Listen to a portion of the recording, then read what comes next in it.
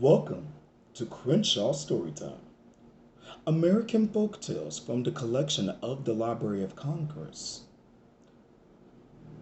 Foreword by Peggy A. Bulger, edited by Carl Lindahl. Based on the collections of the American Folklite Center. Chapter 12, Voicing the Past. Tales tracing the paths of American history. Title: Slavery Days and the Civil War. Text 197, Remembering Slavery. Lord Smalley, pages 596 to 600.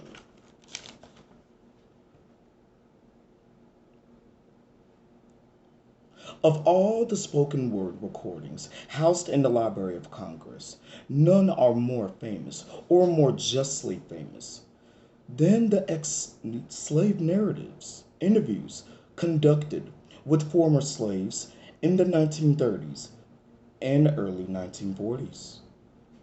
Together, these first-hand accounts of a life of extraordinary oppression make one of the most important social documents to be found in any library. Archive of Folk Song. Director Benjamin A. Botkin drew extensively upon these recordings to create a major book, Lay My Burden Down, 1945. The first comprehensive history of slavery, actually narrated by the slaves themselves. Botkin's work has been succeeded by many others because the ex-slave narratives have been continually transcribed, published, and released on commercial recordings. Only one sample account is included in this book. The collector of the following narrative was a young Texas folklorist named John Henry Folk. At this time, he was often in the company of the two most influential folklorists of the previous generation, John A. Lomax and J. Frank Dobie. Folk went on to become a media personality and enjoyed a successful career until the mid 1950s, when he was accused of communist motives by right wing organizations and fired from his job. Folk challenged his accusers and was eventually cleared in a court case. His long ordeal is recounted in his book, Fear on Trial. By and large, the ex-slave narratives are not narratives in the strictest sense. Most of them follow a question and answer interview format in which the speakers reveal important details of daily life during the era, slavery era. There are relatively few actual stories embedded in the interviews. In the following account, for example, Miss Laura Smalley describes the general conditions in which slaves would meet to pray in the woods in secret, using a water tub to muffle the sound of their prayers. She then tells one brief story of a slave who would not stop praying even as he was being whipped by his master. The second part of Miss Smalley's account, as presented here, is an autobiographical recollection of her childhood encounters with Indians. These brief vignettes serve equally as damning evidence against slavery and as testimony to the extraordinary moral strength and resourcefulness of Miss Smalley. Did the slaves have church? I never remember no church. Mama said the only church, all the church they would have, be a tub of water sitting just like this thing is, you know, and that would catch a voice, and they would have church around that tub. All of them get around the tub. The old master didn't want them having church. Didn't want them having no church. No, they didn't have no church. An old master come along with one of them. One of them was there having church around the tub. He was down praying and said he was down there praying, just a praying. Old master come in, he just a praying. He come in, he did, and told him to get up from there. Didn't get up, just a praying. And say the old master commenced to whipping him. He quit praying and then asked the Lord have mercy on the old master. The Lord have mercy on the old master. Said old master sure would hit him with a bullwhip. He hollered after mercy on the old master until old master whipped him and he wouldn't get up. You know, when a person hits you, you know, you flinch. He just a praying for old master. Old master stepped back and said, I'm good mind to kick you knuckle. I'm good mind to kick you knuckle. The nigga never did stop praying.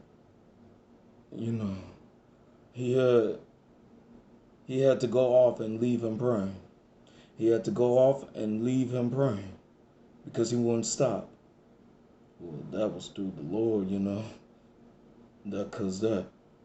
Yeah, the Lord works a lot of things. Yes, sir. Because the Lord was suffered him to stay down there and get that whipping and pray. You know, just keep a praying, and I think I'd jump up. I don't know. It seemed like to me I'd jump up. Well, I don't know about the church when it first started up no more than, you know, when I was a child. You know, they didn't have no church, you know, in no house, you know, that had it in the trees.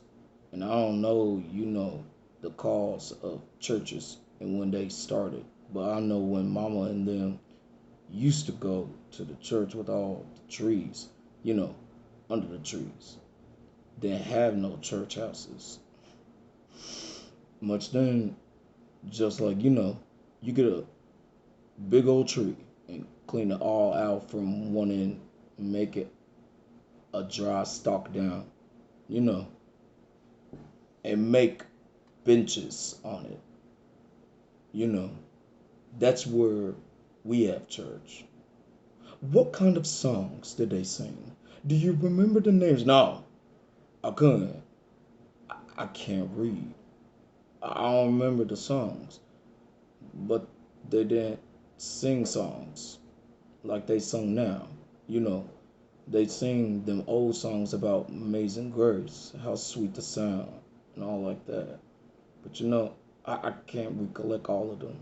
I can't recollect them since I've been grown.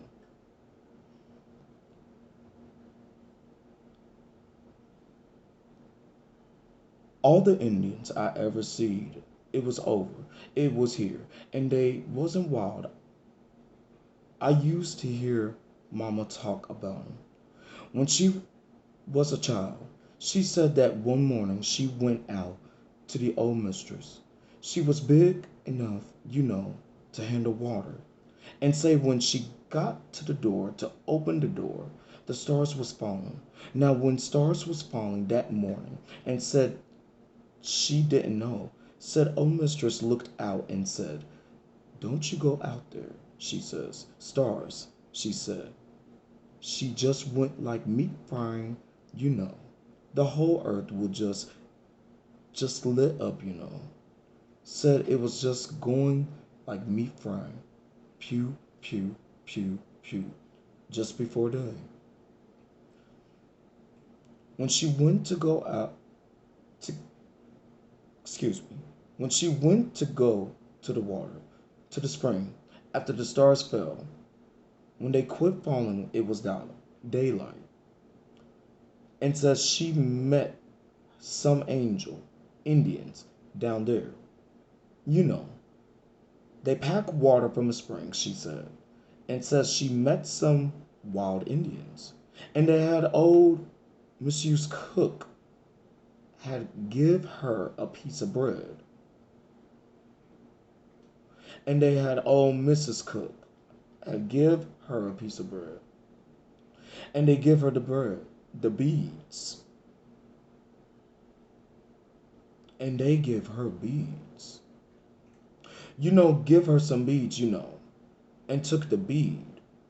And yes, and took the bread from her. And said every time she goes step in front or go walking, they step in front of her. Every time that she go to walk, they step in front of her. And said finally, at last, they ate the bread up and reached their hands back. You know and took the beads.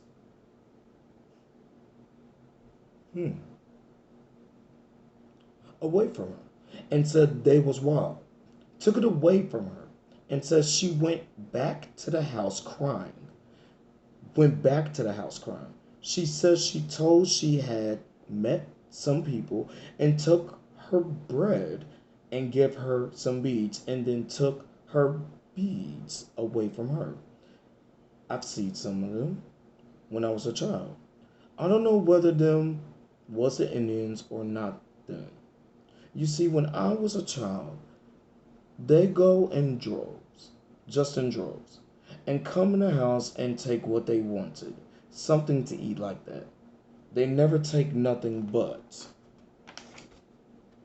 something to eat like that and then get out, you know, and make fun of you and grin, you know, and laugh, you know.